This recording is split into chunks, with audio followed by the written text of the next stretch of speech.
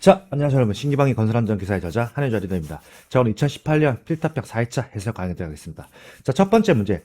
산업안전보건법령상 하역 작업을 할 때 사업주가 화물 운반용 또는 고정용으로 사용할 수 없는 섬유로프의 조건 두 가지를 작성하시오로 나왔습니다. 자, 이 문제 오랜만에 나왔죠. 오랜만에. 근데 이건 되게 답안이 쉽습니다. 자, 첫 번째, 꼬임이 끊어진 것. 두 번째, 심하게 손상 또는 부식된 것. 말 그대로 꼬임이 끊어지거나 심하게 손상되거나 부식된 건 당연히 사용하면 안 되겠죠? 자, 넘어가겠습니다. 자, 2번. 산업안전보건법령상 근로자가 작업이나 통행 등으로 인하여 전기, 기계, 기구 또는 전로 등의 충전 부분에 접촉하거나 접근함으로써 감전 위험이 있는 충전 부분에 대하여 감전을 방지하기 위하여 사업주가 해야 하는 방호 조치를 작성하시오라고 나왔는데, 자, 이거는 보통 5가지 들어가면 5가지. 자, 근데 여기서 자, 이 문제는 여러분들 작업평도 나옵니다. 작업평. 별표 2개. 자, 첫 번째. 충전부가 노출되지 아니하도록 폐쇄형 위험이 있는 구조랄 것. 두 번째, 충전부에 충분한 절연 효과가 있는 방호망 또는 절연 덮개를 설치할 것. 충전부는 내구성이 있는 절연물로 완전히 덮어 감쌀 것. 이렇게 나왔는데요. 자, 여기서 중요한 게 있죠. 암기법 보시면 지금 여기 색깔이 충충충은 빨간색이고 가연이는 파란색이죠. 자, 이게 암기법입니다. 자, 아래로 가서 암기법 먼저 알려드릴게요. 충충충 가에는 이렇게 해서 조사의 중간에 넣어가지고 뒤에 말을 붙여 넣으면 좀 더 암기하시기가 편합니다. 저도 수험생 때 그런 식으로 외웠습니다. 자, 4번. 발전소, 변전소 및 개폐소 등 구획되어 있는 장소로서 관계 근로자가 아닌 사람의 출입이 금지된 장소에서 충전부를 설치하고 위험 표시 등의 방법으로 방호를 강화할 것. 자, 이거 맞겠죠?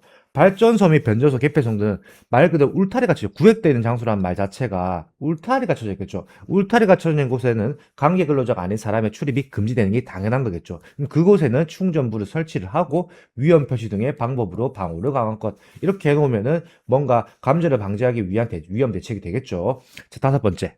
전조위, 철탑이 등 격리되어 있는 장소로서 관계 근로자가 아닌 사람의 접근한 우려가 없는 장소에 충전부를 설치할 것. 맞는 말이겠죠. 자, 여러분들 전주위나 철탑 위에 아무나 올라갈 수 있습니까? 저도 진짜 철탑 위는 제가 예전에 그 기억이 납니다. 유튜브에 보면은 극한 직업이 있습니다. 극한 직업에 철탑 위에 올라가는 근로자의 영상을 본 적이 있는데 정말 무섭더라고요. 저는 그 올라가라 해도 못 올라갈 것 같습니다. 너무 위험해가지고.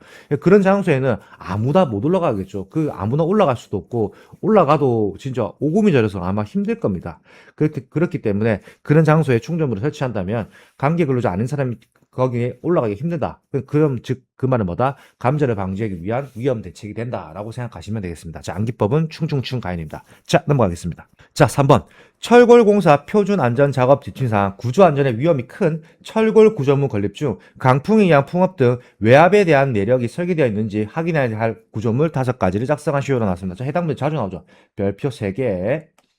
24년에도 나왔고 25년도 나왔습니다. 자, 첫 번째, 높이 20m 이상의 구조물. 두 번째, 구조물의 폭과 높이 비가 1대4 이상인 구조물. 3번, 단면 구조에 현저한 차이가 있는 구조물. 4번, 연면적당 철골량이 50kg 평방미터 이하인 구조물. 다섯 번째, 기둥이 타이 플레이트인 흰 구조물. 6번, 이음부가 현장 용접인 구조물입니다. 이렇게 해서 총 6가지가 있는데요. 이 내용은 다 알아놓으셔야 합니다. 왜? 자주 나오기 때문에 그렇습니다. 그렇기 때문에 제가 별표를 3개나 쳐드렸죠. 자, 넘어가겠습니다. 자, 4번. 가로 안에 알맞은 말을 작성하시오로 나왔습니다. 자, 보시죠. 보기. 자, 추락 방지용 방망이의 테두리 높이 및 달기 높이의 인장 속도가 매분 20cm 이상 30cm 이하의 등속 인장 시험을 행한 경우 인장 강도는 몇 킬로그램 이상이어야 한다. 몇 킬로그램? 자, 이거는 1500kg 이상이어야 한다. 자, 방망사 심플에 대한 인장 강도는 그물크의 종류에 따라 다음과 같아라고 해서 나왔습니다. 자, 해당 복이 나왔거든요. 표 나왔고요. 그물크의 폭이 10cm. 방망의 종류, 매듭 없는 방망 240, 매듭 방망은 몇 킬로그램일까요? 자, 이거는 200kg입니다. 자, 5cm 때는 매듭 없는 방망은 없고요. 그 매듭 방망은 몇 킬로그램입니까? 이거는 110kg입니다. 자, 해당 표 여러분들 꼭 암기하셔야 합니다. 그리고 이거 법령이 바뀌었습니다. 혹시 타 교재 보시는 분들 옛날 교재 가지고 옛날 법령 외우시면 안 됩니다. 이 교체된 법령으로 꼭 암기하시기 바랍니다. 자, 넘어가겠습니다. 자, 5번. 보일링 현상의 뜻을 간략히 설명하시오라고 나왔습니다. 자, 간략히. 자, 보시죠. 사질토 집안에서 굴착 저면과 흙막이 배변과의 수위 차이로 인해 굴착 저면의 흙과 물이 함께 위로 솟구쳐 오르는 현상을 말한다. 모래의 액상 현상입니다. 보일링, 부글부글 끓는 겁니다. 우리가 라면 물 끓이듯이 그렇게 생각하시면 되고, 또 저는 또 낚시를 좋아하기 때문에 제가 낚시가 취미인 걸 알고 계실 겁니다. 근데 보일링이 뭐냐면 부글부글 끓으면서 뭔가 끓어오르는 듯한 현상을 보일링 현상이라고 합니다. 자, 넘어가겠습니다. 자, 6번. 산업안전보건법령상 건설 현장에 사용하는 지게차가 갖춰야 할 사항 5가지를 구하시오라고 나왔습니다. 자, 그럼 이거 먼저 알려드릴게요. 자, 헤드가드가 필요하고요. 헤드가드. 자, 두 번째, 백레스트가 필요합니다. 백레스트. 세 번째, 전조등이 필요하고요. 그 네 번째, 후미등이 필요합니다. 그 다섯 번째, 안전벨트가 필요합니다. 자, 그러면 우리가 여기에 자세한 그림 있죠? 자, 이 그림을 그린다고 좀 고생 많았습니다. 저희가 직접 그린 그림입니다. 자, 헤드가드. 상부의 말 헤드 아닙니까? 머리를 보호하는 거고요. 자, 두 번째, 백레스트. 백레스트는 여기 있습니다. 화물이 실어졌을 때, 요 화물이 지게차 더 뒤로 들어오지 않도록 여기서 중간에 딱 잡아주는 게 백레스트입니다. 그러니까 그 전조등, 다 아시겠죠? 우리가 그 자동차도 전조등 있죠? 말 그대로 전조등 있고요. 그 후미등, 뒤쪽이겠죠? 브레이크등 같은 거 생각하시면 되겠죠? 자, 후미등 있고요. 그 안전벨트, 제일 중요한 거겠죠? 우리가 운전할 때 안전벨트 꼭 착용해야겠죠? 자, 넘어가겠습니다. 자, 7번 산업안전보건법령상 차량계 하역 운반기계 등 사용하는 작업을 할 때 그 기계가 넘어지거나 굴러 떨어짐으로써 근로자에게 위험을 미칠 우려가 있는 경우 사업주의 조치사항 4가지를 작성하시오라고 났습니다.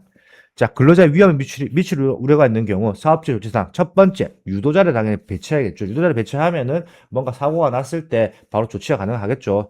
두 번째, 집안의 부동치마를 방지한다. 맞습니다. 집안의 부동치마가 방지되어 있으면 근로자의 미칠 우려가 덜하겠죠.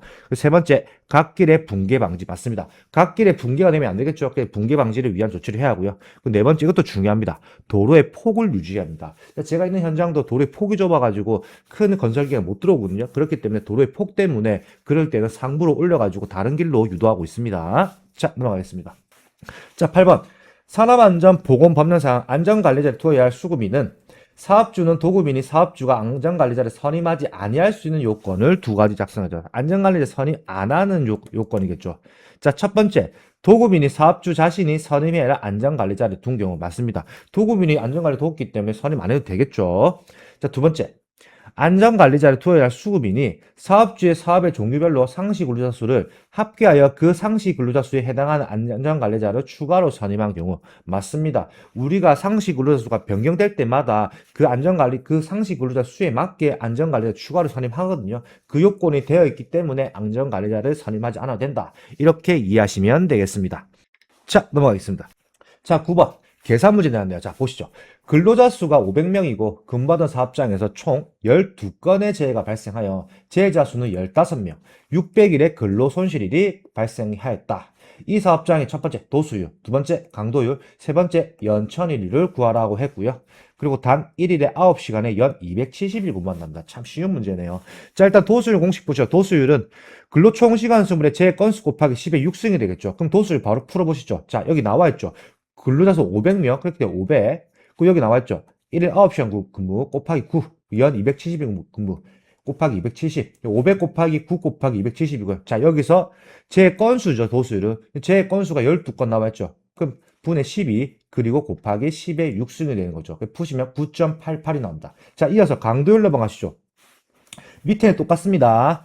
근로총시간수 분의 근로손실일수 곱하기 10의 3승, 즉 1000이 되겠죠. 그럼 똑같죠. 500명, 500 곱하기 9시간 근무 곱하기 9, 270일 근무 곱하기 270 분의 근로손실일수 나와있죠. 600일의 근로손실일수. 그렇기 때문에 분의 600 곱하기 1000입니다. 즉 10의 3승 푸시면 0.49가 나오고요. 자, 여기서 연천일을 물었죠. 연천일은 원래 근데 2011년에 폐지가 되었습니다. 안 나와야 문제인데 계속 나오고 있어요. 저 이해가 안 되겠습니다. 자, 연천일 공식 보시죠. 연평균 근로자 수 분의 연간 제재수 곱하기 1000입니다. 즉 10의 3승. 자, 그러면 연평균 근로자 수 500명 나왔죠. 500분의 연간 재해자 수 15명 나왔죠. 그 500분의 15 곱하기 1000이죠. 10의 3승. 푸시면 32 나옵니다. 자, 그래서 중요한 거. 도수율, 강도율, 연천인류, 그리고 종합 재해지수까지 뭐다? 단위가 없다. 혹시라도 뭐 30%, 뭐 9.88%, 쓰면 틀린다는 거죠. 절대 단위 없습니다. 단위가 있는 문제와 단위가 없는 문제. 제가 항상 강조를 드립니다. 단위가 있는 거는 단위 써야 하고 단위가 없는 거는 절대 단위 쓰면 안 됩니다. 자, 넘어가겠습니다. 자, 10번. 산업안전보건법령상 사업주가 근로자에게 실시해야 하는 안전보건교육 중 1톤 이상의 크레인을 사용하는 작업 또는 1톤 미만의 크레인 또는 호이스트를 5대 이상 보유한 사업장에서 해당 기계로 하는 작업 시 안전보건교육 내용 3가지를 작성하시오라고 나왔습니다. 자, 저는 이걸 답안을 일단 먼저 알려드리고 그 추가 설명해 드릴게요. 자, 첫 번째 신호방법 및 공동작업에 관한 사항, 방호장치의 종류, 기능 및 취급에 관한 사항, 화물의 취급 및 작업 방법에 관한 사항, 걸고리, 와이로프 및 비상정지장치 등의 기계기구 점검에 관한 사항. 그리고 암기법은 신방화걸입니다. 신방화걸. 자, 무슨 말씀드리냐면, 자, 우리의 책 이름은 신기방기가 되는 거죠. 근데 우리가 이거 보면 저는 옛날에 무한걸스가 생각납니다. 무한도전이 남자 멤버들이 나왔고 무한걸스는 여자 멤버들이 나왔죠. 자, 이것도 마찬가지입니다. 신방화걸을 보면 저는 무한걸스 생각나거든요. 그러니까 신기방기의 여자 버전이다. 그러면 신방화걸이다. 이런 식으로 재미나게 외운다면 좀 더 암기하시기가 편할 겁니다. 자, 신기방기는 건설용 리프트 곤돌라의 특별 안전보건교육의 교육 내용이 되겠죠. 자, 이거는 반대로 1톤 미만의 크레인 또는 호이스트 5대 이상 보유한 사업장에서 해당 기계로 하는 작업 시의 안전보건교육 내용이다. 이거는 신방화걸이다라고 생각하시면 되겠습니다. 자, 넘어가겠습니다. 자, 12번. 사고 예방 대책의 기본 원리 5단계 중 시정체계 적용 단계에 적용하는 3를 모두 작성하시오 나서. 자, 모두라고 나왔죠. 모두 작성하시오 했을 때 한 개라도 틀리면 안 됩니다. 한 개 틀리면 다 틀린다. 모두라고 썼을 때는 다 써야 하는 겁니다. 이거 하나라도 틀리면 이건 부분 점수가 없습니다. 부분 점수 X. 엔지니어링이다. 즉 기술을 뜻하는 거고요. 자, 두 번째 education. 교육을 뜻하는 거죠. 그리고 세 번째 규제, enforcement입니다. 자, engineering, education, enforcement. 영어로 쓰셔도 되고 한글로 쓰셔도 무방합니다. 꼭 암기하시기 바랍니다. 자, 넘어가겠습니다. 자, 12번 TBM, 즉 툴박스 미팅에 관한 내용으로 다음 무릎에 답을 하시오라고 했습니다. 저도 매일 아침마다 TBM을 실시하고 있습니다. 첫 번째, 소요 시간은 약 몇 분 정도가 적당하다. 자, 이거는 10분입니다. 10분 정도가 적당하고요. 자, 인원은 몇 명 이하로 구성한다. 이거는 10명 이하로 구성한다. 자, 세 번째, 진행 과정은 다음과 같다. 해당되는 내용은 오른쪽 표에 골라 작성하시오 나왔습니다. 자, 표, 도입부 나왔고요. 도입에서 자, 첫 번째는 도입이고요. 자, 두 번째는 뭐가 될까요? 두 번째는 점검에 대한 정비입니다. 점검, 정비. 세 번째, 작업 지시를 하고요. 자, 네 번째, 뭐가 들어갈까요? 네 번째는 위험에 대한 예측이 들어갑니다. 다섯 번째는 확인이 들어가고요. 자, 여기서 좀 애매한 게 있습니다. 인원은 왜 10명 이하로 구성해야 한다는가요? 자, TBM 툴박스입니다. 말 그대로 둥그렇게 서가지고, 여기 사람들이 쭉 서겠죠? 서가지고 이렇게 해서 구호를 외치고 위험사항을 전파하는 자리거든요. 그리고 요즘에 TBM은 위험성 평가에 대한 내용도 항상 공유하는 자리가 되고 있습니다.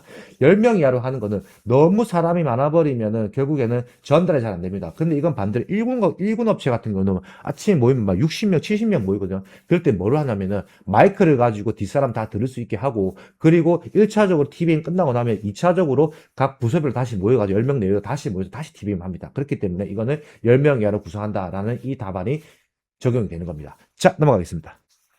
자, 13번. 굴착 공사 표준 안전 작업 지시사항, 토사 붕괴 발생을 예방하기 위한 조치사항을 3가지만 작성하시오라고 나왔습니다.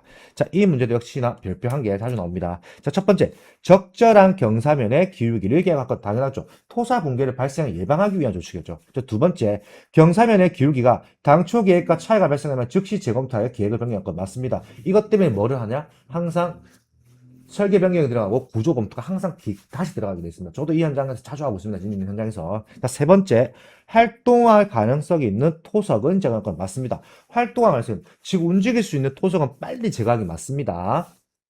자, 네 번째, 경사면의 하단부에 압성토 등 보강법 공법으로 활동에 대한 저항 대책을 강구할 것 맞습니다. 뭔가 압성토 등 보강법 공법을 활용해서 뭔가 저항에 대한 대책을 강구하는 게 당연한 겁니다. 다섯 번째, 말뚝. 즉 강간, H형광, 철근 콘크리트 등을 타입을 하여 지반을 강화한 것. 자, 대표적인 게 여기 뭐가 있냐면 쇼크리트도 있죠. 쇼크리트를 하는 이유도 이런 이유입니다. 쇼크리트를 하는 이유도 여러분들 뭐냐면 무너지기 때문에 거기에 분사를 해가지고 쇼크리트가 결국에는 우리가 뭡니겠습니까? 콘크리트 분사하는 거죠. 분사를 해서 그쪽 면을 꽉 잡아주는 겁니다. 그래서 집안을 강화를 해서 더 이상의 추가 붕괴가 없도록 하는 방식입니다. 쇼크리트도. 자, 넘어가겠습니다. 자, 14번. 산업안전보건법령상 지하작업 가스공사 중 가스 농도를 측정한 자를 지정하여야 한다. 이때 가스 농도를 측정하는 시점을 세 가지를 작성하시오 나왔습니다. 저도 이거는 제가 예전에 플랜트 현장에 있을 때 가스 농도 측정 4시간에 한 번씩 꼭 갔었거든요. 자, 그 이유는 풀이하면서 알려드려요. 자, 첫 번째. 매일 작업을 시작하기 전. 저도 항상 했습니다. 매일 작업 시작 전에. 그래서 아침에 8시에 작업 시작할 때, 그때는 8시 시작했거든요. 그래서 7시 59분에 가서 항상 제가 진행하였습니다. 자, 두 번째. 가스의 누출이 의심되는 경우. 뭔가 가스가 새는 같은 느낌 받을 땐 바로 제보입니다. 왜? 이거는 가스가 새기 시작하면은 결국에는 근로자들은 바로 쓰러지게 됐습니다. 또 가스는 서서히 뭔가 영화 속 보면 조금씩 미세하게 새죠. 똑같습니다. 그렇게 새기 때문에 뭔가 의심이 될 땐 바로 측정하고 있었습니다. 자, 세 번째, 가스가 발생하거나 정체할 위험이 있는 장소가 있는 경우. 맞습니다. 가스에 발생하거나 정체할 위험이 있는 경우에는 위험이 있는 장소에 가가지고 한 번 더 됐습니다. 왜? 혹시라도 제2의 사고가 날 수 있기 때문에. 그 네 번째, 장시간 작업을 하는 경우에. 자, 저희도 플랜트 현장에 있을 때 장시간 작업했거든요. 8시에 들어가서 4시에 끝났는데, 그럼 그럴 때는 이 경우에는 어떻게 한다? 4시간마다 가스 농도를 측정한다. 4시간마다 가서 항상 했습니다. 그 표도 저도 항상 작성했던 기억이 나네요. 자, 이것으로 오늘 2018년 픽답변 4회차 해설 강의가 종료되었습니다. 진짜 건설 쪽에 관련된 내용으로 알차게 구성되었던 2018년 4회차인 것 같습니다. 저는 신기방위 건설안전 기사의 저자 한인의자 리더였습니다. 감사합니다.